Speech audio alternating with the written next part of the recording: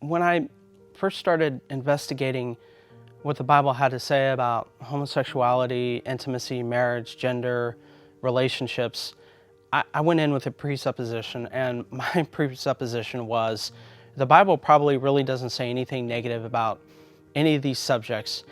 It is probably misinterpreted. I went into it thinking that most Christians are just morons, because my idea of Christians were people on the street corners holding up signs who were uneducated and lived in the same trailer, and just their family tree went straight up and didn't branch out. And so that was my idea of most Christians. But the more that I investigated the Bible, the more I saw how articulate the biblical authors were. And so everything within me tried to look for a reason to say that homosexuality was not a sin. But no matter how hard I tried, I could never get around the exegetical, historical, theological, or literary context. Everything pointed back to the male-female relationship, the antecedent in Genesis chapter 2, verses 20 through 24, that God designed marriage and to be a covenant between a man and a woman, and intimacy is reserved for that specific covenant.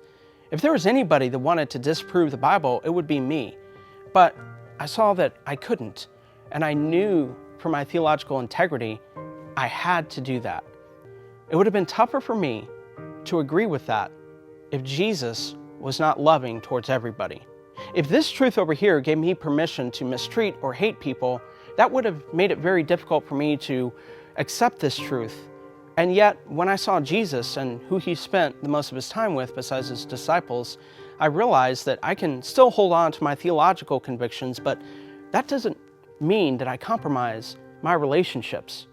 And I shouldn't compromise my relationships for my theology, because so many people will end up changing their biblical beliefs on marriage or intimacy or relationships so they can keep the peace with somebody else who comes out to them. But we should never compromise Orthodox Christianity or its theology. We should never compromise our relationships either. And I think for me, it's been an ongoing journey.